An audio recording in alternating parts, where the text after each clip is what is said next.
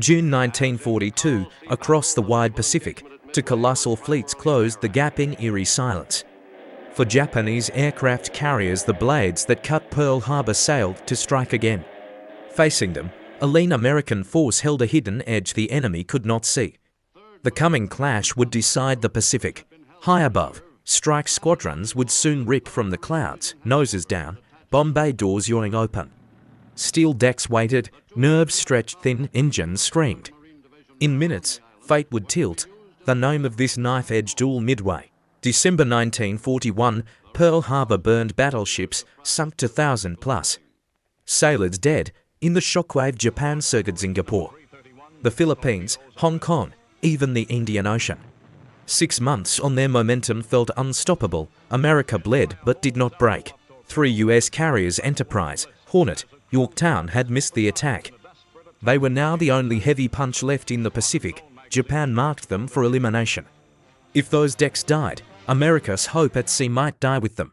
Tokyo's bold gambit: seize Midway Atoll, a tiny 1,000 plus kilometers from Hawaii, to draw US carriers into a perfect trap. But one secret shattered the plan. American cryptanalysts cracked JN-25, Japan's naval code. The ambush had been turned. Admiral Chester Nimitz moved quietly, precisely.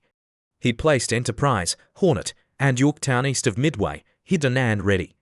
Japan sailed with Akagi, Kaga, Soryu, and Hiryu, the same carriers that had scorched Pearl Harbor.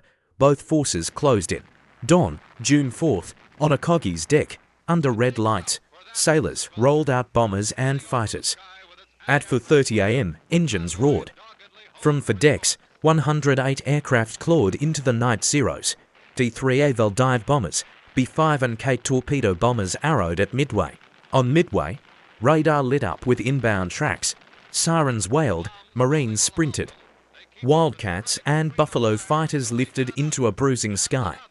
At 6:20 a.m., Japanese bombers hit hard runway, fuel tanks, hangars, power plant blackbursts, and fire ripping the island. The base burned, but it lived. Guns still barked. The runway limped on. US commanders ordered everything that could fly to attack. Pilots knew the math was brutal. If they didn't hit first, they might not get to hit again. They went anyway. 6 TBF Avenger torpedo bombers skimmed in low. For B-26 Marauders followed. Zeros pounced. Flak filled the air. Sea geysers climbed. A burning B-26 almost scythed into Akagi's flight deck before vanishing. Only one Avenger and B-26 limped home. Next came Marine dive bombers under Major Lofton Henderson, SBD Dauntlesses, and tired SBTU Vindicators. They used shallow glides, not steep dives, and the Zeros shredded them. Henderson fell with his plane. Bombs splashed wide. The price was terrible. More waves tried. B-17 Flying Fortresses rained bombs from 6,000 meters. Misses. Vindicators clawed at the battleship Haruna. Misses. American courage was undeniable. Results were not.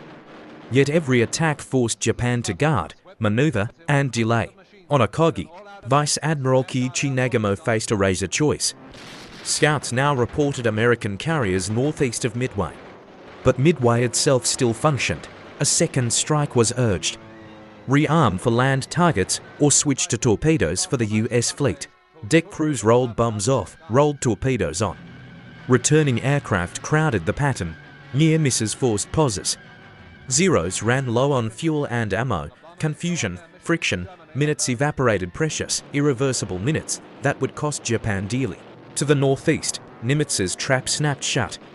Vice Admiral Frank Jack Fletcher and Rear Admiral Raymond Spruance maneuvered Task Forces 16 and 17 Enterprise, Hornet, Yorktown, roughly 200 miles from Nagama. Recon hit paid it. Launch orders flashed. Flight decks exploded with motion. Wildcats roared. SBDs lined up. TBD devastated. Torpedo bombers lumbered into the wind. Over 100 aircraft surged toward the Japanese fleet. The spear points of a desperate counterpunch were in the air. First in, Torpedo Squadron 8 from Hornet. 15 slow devastators, no fighter cover. They came in low and straight, through a swarm of Zeros and a wall of flak. One by one, they fell. Torpedoes missed, 14 planes lost, 1 pilot survived. Then came Torpedo Squadron 6 from Enterprise and Torpedo Squadron 3 from Yorktown. The story repeated, exposed, outgunned, obsolete, shot down in droves. Not a single torpedo hit. Their sacrifice seemed futile. It wasn't. By charging low, the torpedo squadrons yanked Japan's fighter cover down to sea level and scattered the fleet. Above, the sky opened. At that exact moment, the unseen hammer arrived, US dive bombers hunting from high and hungry. Enterprise's dive bomber leader, Commander Clarence McCluskey, had searched the empty ocean and almost turned back. Then he saw a lone destroyer racing southwest Arashi, likely chasing a submarine. He gambled, followed, and found Nagumo's carriers. At 10:20 a.m., 31 SBD Dauntlesses from Enterprise rolled over at 10,000 feet. They fell like thunderbolts on Kaga. Bombs punched deep into hangars packed with fueled, armed aircraft. Detonations ripped the ship open and fed roaring fires. Simultaneously, Enterprise planes streaked onto Akagi. One bomb struck true on the hangar deck. Flames flashed across fuel lines and munitions. In the same heartbeat, Yorktown's SBD smashed Soryu. In 5 blazing minutes, 3 carriers were doomed. Explosions multiplied, decks heaved, command staffs perished. Fire met fire as secondary blasts shredded steel and men alike. The core of Japan's striking arm, the sword that carved the Pacific, was broken almost at once. Shock rippled across the fleet.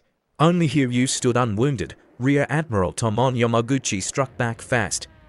Dive bombers launched toward Yorktown. Radar picked them up, Wildcats scrambled, gunners dug in. Several attackers fell, but 3 bombs slammed Yorktown, starting fierce fires. Damage control was magnificent. Teams contained flames, restored power, and brought the carrier back to near normal speed. From afar, she looked unhurt. To Japanese eyes, she looked like a fresh, second carrier. That illusion would matter.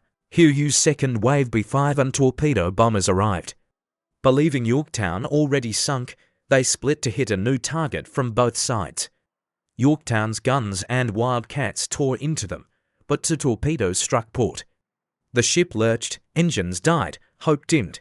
The order came, abandon ship, boats dropped. Men slid into oil-slick seas. Yorktown, mortally wounded, stayed stubbornly afloat, silent, but not yet gone. Hiryu's pilots radioed they had sunk 2 carriers. In truth, both strikes had hit the same ship.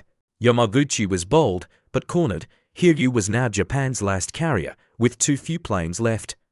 Nagumo, shifting his flag to cruiser Nogara, ordered a general retreat west. Even so, the Americans were not done. The hunt resumed. Scouts found Hiryu. Spruance unleashed the final blow. 40 Dauntlesses from Enterprise and Hornet. Smoke screens spread. 13 Zeros clawed at the sky. Flak hammered the air. It wasn't enough, for heavy bombs crushed Hiryu's heart. Fires raced through machinery spaces. Secondary blasts rippled bow to stern. On the bridge, Admiral Yamaguchi and Captain Tomio Koku refused evacuation.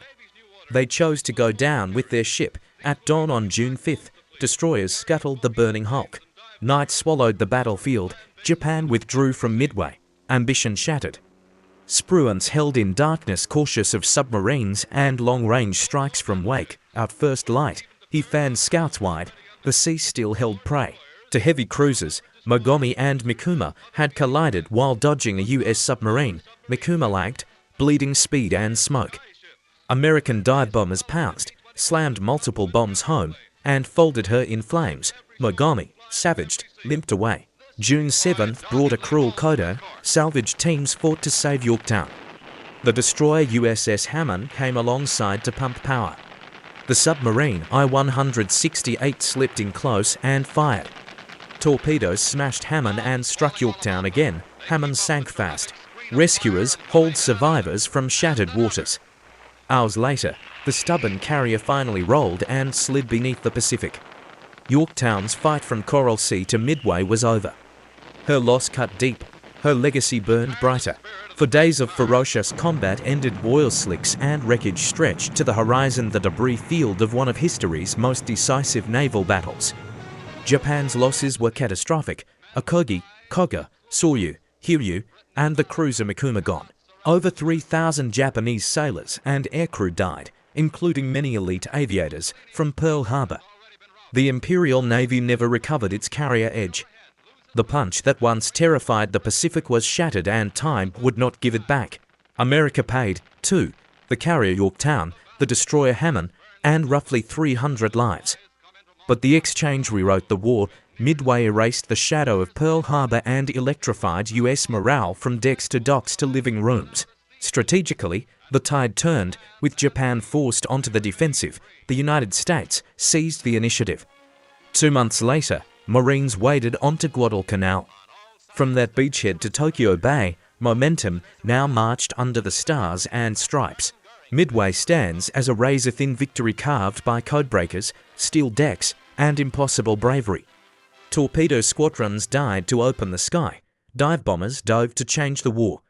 On that vast blue stage, history pivoted fast, final, and forever.